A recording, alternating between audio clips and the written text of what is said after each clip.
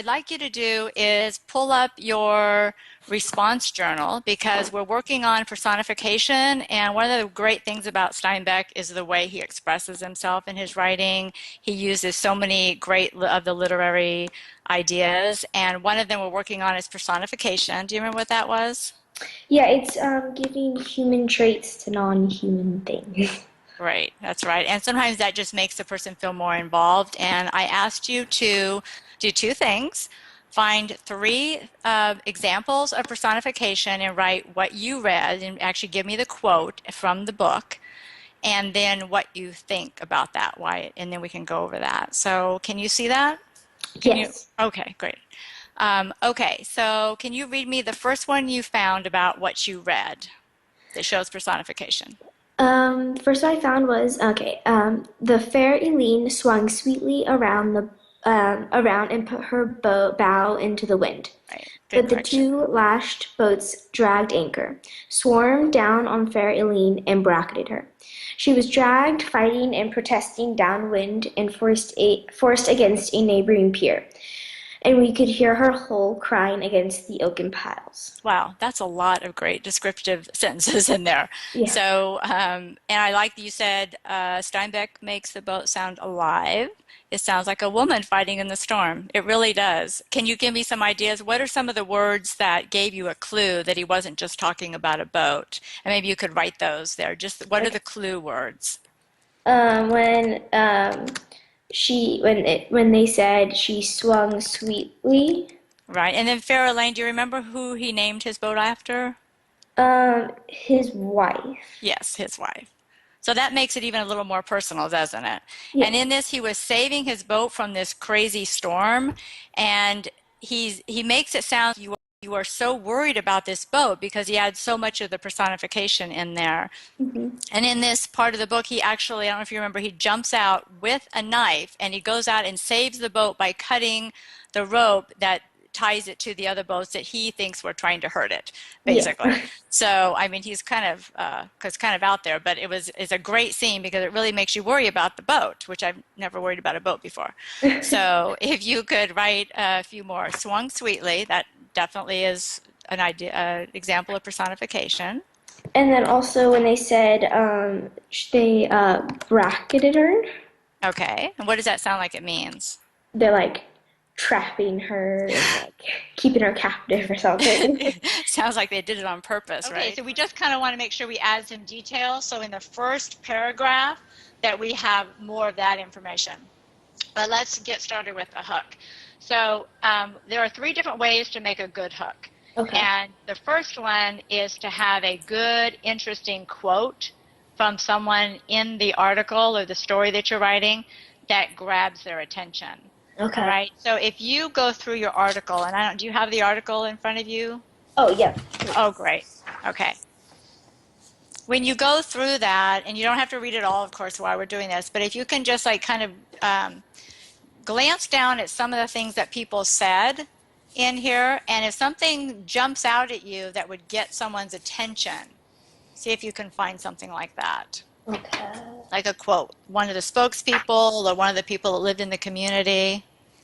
I picked one, but I want to let you pick one. We'll see. I thought the one at the very end, the we are prisoners inside our own city. That is exactly the one I picked. Okay, I have that on my paper too.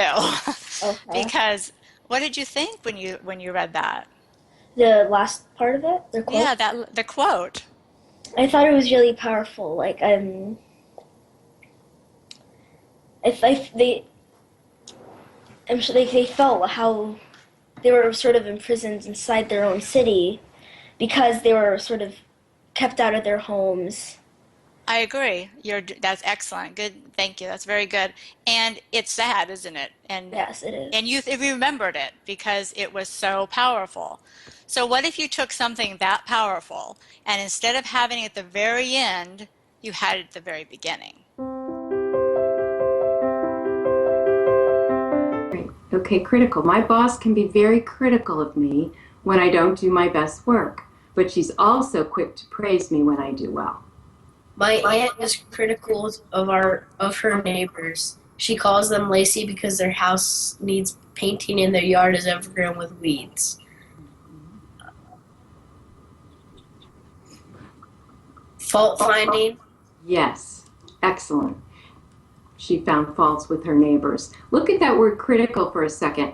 Part of that word can be used to describe this kind of person. We could say my neighbor is a Critic. critic. Good job. Excellent. Very good. Okay. So what is the initial setting of this story? Where are we? In the future, it looks like, and In the future, kind of like, specifically, we're in a house, right? yeah. And what about the house leads us to believe that we're in the future? There's like inanimate objects programmed to talk and say things like the time and like reports on normal life. Exactly. That's a pretty cool house, right? Yeah. All right. Absolutely. And so it's really interesting to consider the structure of the story. This is a chronological structure. Do you know what that means? Everything is in order Exactly. according to time. Everything is in order according to time. Perfect. And so we have the constant repetition of the times, and that's very much different from the way that nature works. And so we're going to have kind of an ironic ending at the end when nature actually takes over, and all of a sudden we don't have the robotic countdown of time. Does that make sense? Mm-hmm. So what are your thoughts on what that poem might be about? It kind of sounds like that in the end, nature kind of takes over and covers up what the war was. Absolutely. Nature goes on regardless of mankind, right? What do you think of the difference in the language between the poem, that the fact that it flows so beautifully, as opposed to the choppiness of the story itself, the 9 o'clock, 7 o'clock, tick-tock? I feel like that in this poem, it's meant to be flowy and graceful and beautiful because it's describing nature, and in the future, it's kind of like choppy and everything happens quickly on a schedule, and that's why the text is like that. So what kind of message do you think the author and the author of the story were trying to give to us? What are they trying to tell us about the way things are in the future? You don't use contractions. Oh, okay. So won't then should be will not.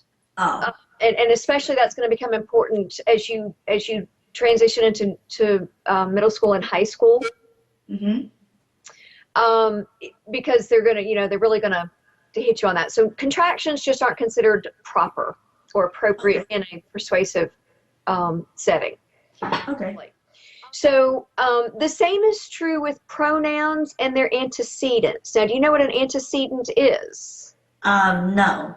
Okay. Well, we're going to learn a new word today. Okay. It's called antecedent.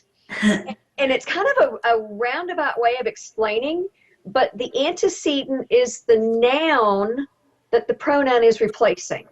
Okay. Okay. So pronouns replace nouns, and the noun that the pronoun's replacing is called the antecedent. Kind of, circular, but.